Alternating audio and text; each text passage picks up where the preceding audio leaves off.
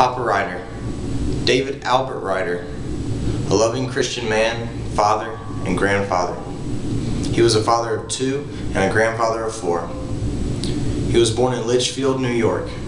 He dropped out of school in the 11th grade, and then he went into the Army for 3 years. He then became a paratrooper in the Army. And this is when he met my Meemaw. On November 19th, 1955, he married Evelyn Joyce Kitchen. They had a daughter, Valerie Joyce, and a son, William Harlow. In 1959, they moved to Florida. He went to work for Martin Marietta for a few years, and I believe now that is Lockheed Martin. He loved skydiving from the Army years, and he started a skydiving club with his friend.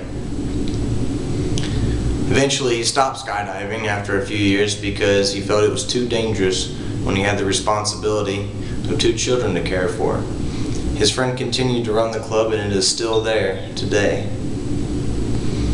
Then he went to work for NASA as a technician. He worked there for, I believe, 8 to 9 years. He always wanted to own his own business, and he tried to start several. But he ended up going into the nursery business, which ended up being very, very successful. He was in the nursery business for 30 years. After that, he retired.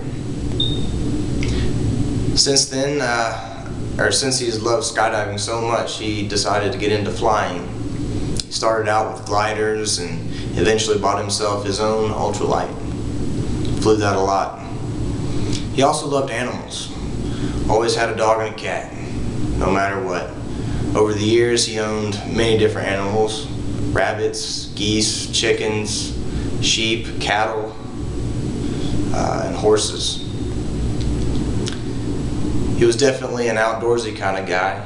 I really love that about him because I myself am outdoorsy. He was into camping and fishing and hunting, whitewater rafting. But besides that, besides being a hardworking family man, he was a great Christian example. He became extremely active in the church and made sure that his family was also. He was always a huge supporter of missions and Bible colleges. He was very active in the church. He was always supporting the youth because he knew that they were the future of the church. More importantly, he was a great role model. He was a huge fireball of just love and compassion, always putting others before himself. I admire his commitment to his beliefs. I can only strive to be like him. I know that death only marks the beginning, not the end.